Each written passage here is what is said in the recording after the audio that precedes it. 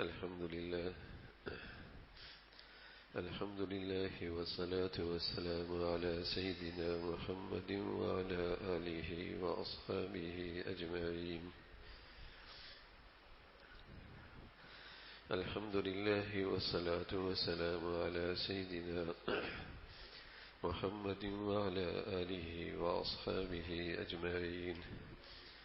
أما بعد فأعوذ بالله من الشيطان الرجيم. بسم الله الرحمن الرحيم. النبي أولى بالمؤمنين من أنفسهم وأزواجه أمهاتهم. وقال الله تعالى: إن الله وملائكته يصلون على النبي يا أيها الذين آمنوا صلوا عليه وسلموا تسليما. وقال النبي صلى الله عليه وسلم: لا يؤمن أحدكم حتى أكون أحب إليه من والده وولده والناس أجمعين. صدق الله العظيم. اللهم صل على سيدنا محمد وعلى آل سيدنا محمد وبارك وسلم.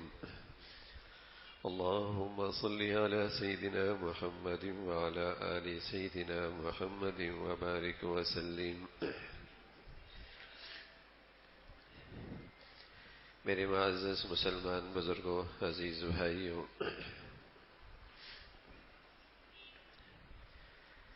اہل ایمان اور اہل اسلام کے ہاں اللہ کے نبی صلی اللہ علیہ وسلم کی کیا عظمت، کیا تعظیم، کیا مقام ہے. تو اس کی شہادت اللہ کے کلام نے دی ہے، قرآن مجید نے بتلائی ہے. النبی اولی بالمؤمنین من انفسهم وازواجہ امہاتهم، کہ ایمان والوں کے ہاں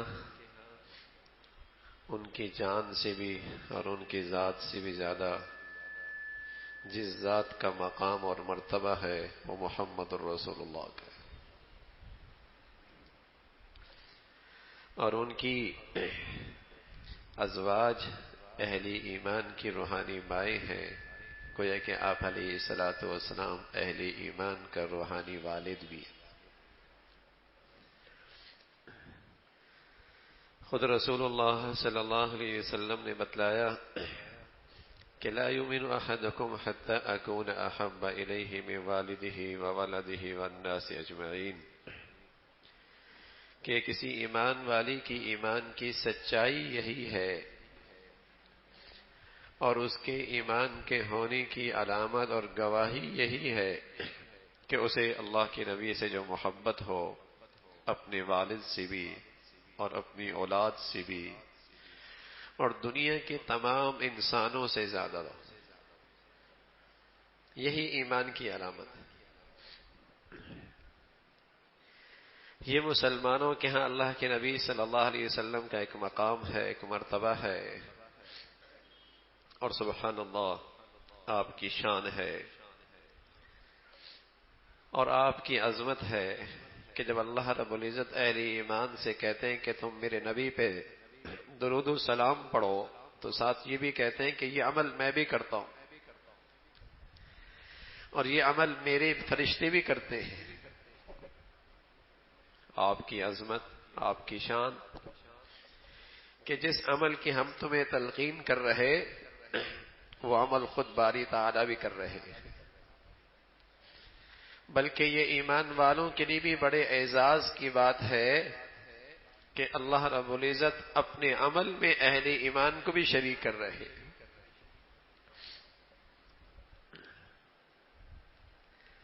تو رسول اللہ صلی اللہ علیہ وسلم کا یہ مرتبہ ہے اور یہ بات عالم کفر بھی جانتا ہے، اہل باطل بھی خوب اچھی طرح اس سے واقف ہے.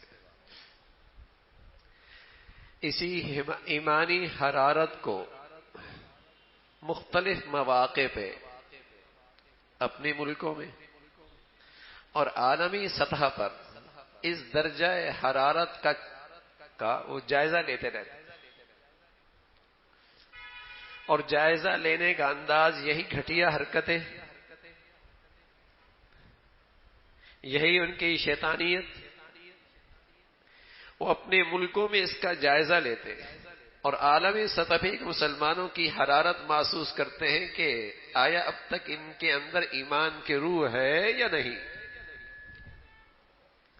کیا رد عمل آتا ہے، کیا ری ایکشن آتا ہے، اور کس طبقے سے آتا ہے، اور کس ملک سے آتا ہے، اور کس علاقے کا آتا ہے، اور اس کس سطح کا آتا ہے.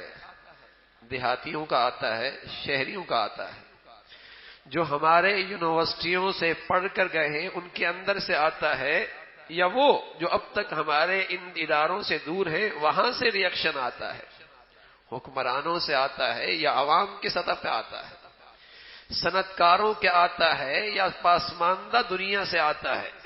وہ اس کا جائزہ لیتے، اس ری ایکشن کے دیکھتے ہیں کہ اس کا رد عمل کس سطح پہ آتا ہے، اور پھر وہ اس رد عمل کو دیکھ کر ایک نئے سرے سے اپنی پلاننگ اور اپنا منصوبہ بندی کرتے. جائزہ لینے کے بعد 1.5 ارب سے زیادہ دنیا ہے مسلمانوں کی. اگر مسلمان اپنی نبی سے سچی وفا کا مظاہرہ کرے تو دنیا میں بہت کچھ بدل جائے. مجال ہے کہ عالم کفر اسلام کی مقدس شخصیات پر اور اسلام کے شاعر پر حملہ آور ہو. 1.5 ارب سے زائد مسلمانوں کی دنیا ہے. اتنے بڑے سلطنتیں ان کے پاس ہیں، دنیا کے ذخائر ان کے پاس ہیں، دنیا کے بہت سارے وسائل ان کے ہاتھ میں ہیں، لیکن وہ جائزہ لیتے رہتے. اپنے ملکوں کو بھی جائزہ لیتے ہیں کہ ٹھیک ہے ان کا لباس ہم جیسا ہو گیا، ان کی شکل و صورت ہم جیسی ہو گئی، ان کی معاشرت ہمارے جیسی ہو گئی، ان کی تجارت ہماری جیسی ہو گئی، ان کے بچے بچیوں کی تعلیم بھی ہم جیسی ہو گئی. آیا روح بھی اسلام کی باقی ہے یا وہ بھی ختم ہو گئی؟ یہ تو روح ہے نا. نبی علیہ الصلوۃ والسلام سے مسلمان کا جو تعلق ہے یہ روح ہے. وہ یہ دیکھ رہے ہیں کہ جہاں ہندو پڑھتا ہے وہی مسلمان پڑھتا ہے، جو معاشرت ایک ہندو کی ہے وہی ایک مسلمان کی ہے، جو لباس ایک ہندو کا ہے وہی ایک لباس مسلمان بیٹی کا ہے، جو شادیوں کا انداز ہندوؤں کا ہے وہی مسلمانوں کا ہے، جو رہن سہن کے انداز اہل کفر کے ہیں مسلمانوں کی بھی ویسی ہی ہو چکے ہیں. لیکن پھر بھی وہ جائزہ روح بھی تو نہیں نکلی یا نہیں نکلی. وہ یہ دیکھتے ہیں کہ روح بھی نکلی یا نہیں نکلی. ورنہ اگر مسلمان اپنی معاشرتی زندگی کے لحاظ سے، اپنی سیاسی زندگی کے لحاظ سے اور اپنی معاشی زندگی کے لحاظ سے اپنے نبی کا سچا وفادار نظر آتا تو مجال ہے وہ ایسی گھٹیا حرکت کرتے، تصور نہیں. لیکن جب وہ یہ دیکھتے ہیں کہ یہ سب کچھ تو ہم جیسے ہوتے چلے جا رہے ہیں، اگر ایک ہی کالج سے ہندو لڑکا نکلے، مسلمان لڑکا نکلے، ایک ہی یونیورسٹی سے ایک ہندو بچی نکلے اور ایک مسلمان لڑکی نکلے تو بس اوقات پہچان نہیں ہو سکتی. دونوں صنعت کار بیٹھے ہیں، دونوں تاجر بیٹھے ہیں، دونوں بازار میں بیٹھے ہیں، دونوں کی زندگی میں کوئی فرق نظر نہیں آتا کہ محمدی کون ہے اور ایک ہندو اور عیسائی کون ہے. تو وہ جب یہ دیکھتے ہیں کہ ان کا سب کچھ تو بدل گیا ہے، آیا روح بھی نکلی ہے یا نہیں نکلی؟ اس لیے کہ جب یہ روح نکل جاتی ہے تو پھر تو اسلام بھی نہیں رہتا، پھر تو ایمان ہی نہیں رہتا، پھر تو اسے امت محمدیہ سے اس کا رشتہ ہی کٹ جاتا ہے، پھر اس کا امت محمد اور محمد رسول اللہ سے اس کا کوئی تعلق نہیں رہتا. تو وہی جائزہ لیتے رہے، وہ جائزہ لیتے رہتے. الحمدللہ اللہ کا شکر ہے کسی درجے میں عالم اسلام میں اس نازک موقع پہ کچھ نہ کچھ آواز اٹھتی ہے. اور اللہ جزائے خیر دے اس وقت عالم عرب کو اور وہاں کے حکمران نہیں، وہاں کے مسلمانوں کو الحمدللہ انہوں نے بڑی غیرت کا مظاہرہ کیا اور عملی مظاہرہ کیا کہ ان کی مصنوعات سے لے کر ان کے افراد تک ان سے کنارہ کشی اختیار کی. جب عالمی سطح پہ کسی درجے کچھ عملی رد عمل آیا تو وہ شیطانی مزاج رکھنے والے انہیں جھکنا پڑا، انہیں معافی مانگنی پڑی. لیکن ظاہر مسلمان اس حالت میں مطمئن نہیں رہ سکتا، اور مسلمان محض ہر آئے دن یہ تکلیف اور یہ دکھ برداشت نہیں کر سکتا. لیکن اس کے لیے مسلمانوں کو اپنی پوری زندگی نبی سے سچی وفاداری کا مظاہرہ کرنا ہوگا. اپنے نبی سے سچی وفاداری کا مظاہرہ کرنا ہوگا.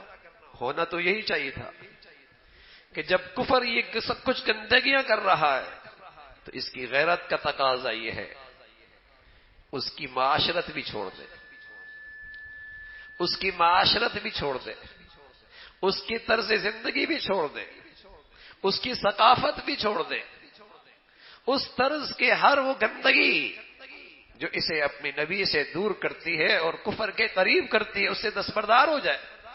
غیرت کا مظاہرہ کرنا چاہیے، غیرت کا مظاہرہ کرنا چاہیے. تو یہ وہ ایمانی حرارت کو جائزہ لینے کے لیے مختلف مواقع پہ اور مختلف دنیا کے ممالک میں اس قسم کی حرکتیں ہوتی رہتی اور آئے دن کثرت سے ہونے لگی. اللہ حفاظت فرمائے. سوشل میڈیا کی دنیا ہے اور خود مسلمانوں کی اولادیں ہیں، بس اوقات اس سیلاب کے اندر بہتی چلی جا رہی ہے. اور آپ اچھی طرح جانتے ہیں ایک طبقہ ایسا ہے جس کو یہ باتیں کہیں بری نہیں لگتی، بلکہ کہیں دنیا میں اس کا رد عمل ظاہر بھی ہو تو وہ اسے انتہا پسندی سے تعبیر کرتے ہیں. کوئی بات نہیں، اتنی انتہا پسندی نہیں ہونی چاہیے. ایک مسلمانوں میں سے ایک طبقہ ایسا ہے، مسلمانوں کی اولادیں ایسی ہیں، مسلمانوں کے نظام تعلیم سے پرورش پانے والا ایک گروہ ایسا تیار ہو چکا ہے جسے اس قسم کی باتیں اچھی نہیں لگتی، اور وہ یہ چیز دیکھنا چاہتے ہیں کہ ایسی کتنی بڑی تعداد ہے جو ہماری ذہنی اور فکری لحاظ سے بھی ہماری ہم نوا ہو چکی ہے، سوچ اور فکر کے لحاظ سے بھی ہماری صفوں میں آ چکی ہے. عمل کے لحاظ سے تو میں عرض کر رہا ہوں اگر یہ کہیے کہ 10% شاید مسلمان ایسے ہیں جو پورے اسلامی زندگی اپنانا چاہتے ہیں اور قومی اور نجی زندگی پر اسلام کی بالادستی چاہتے ہیں، ورنہ ایک بہت بڑا طبقہ ایسا ہے جسے رسول اللہ صلی اللہ علیہ وسلم کے لائے ہوئے نظام پر اعتماد ہی نہ رہا، اور وہ یہ سمجھ بیٹھا ہے، اس کی یہ فکر بن چکی ہے کہ اگر آج اس نظام کو عملی طور پہ دنیا میں نافذ کر دیا جائے تو شاید ترقی کے تمام راستے بند ہو جائیں، شاید ہم پتھروں کے دور میں چلا جائے. لیکن سچ یہ ہے کہ وہی رسول اللہ صلی اللہ علیہ وسلم کی ذات ہی اور آپ کی وہ تعلیمات ہی ایسی ہیں کہ اگر مسلمان پھر اپنا دور عزت کا اور عروج کا اور سعادت کا اگر اس طرف قدم اٹھانا چاہتا ہے تو راستہ رسول اللہ صلی اللہ علیہ وسلم کی ذات اور آپ کی تعلیمات، اور کوئی راستہ نہیں. عزت کا راستہ وہی ہے.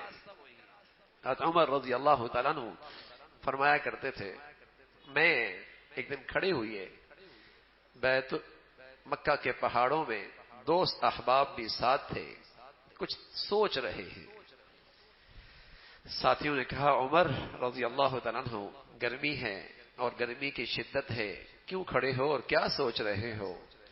فرمانے لگے زمانہ جاہلیت میں جب تک رسول اللہ صلی اللہ علیہ وسلم کا دامن نہیں تھاما تھا میں یہاں اونٹ چرانے آیا کرتا تھا، اور اونٹ چرا کے جب واپس جاتا تو میرا ابا خطاب مجھ سے کہتے عمر تجھے تو اونٹ چرانے نہیں آتے تو دنیا میں کرے گا کیا؟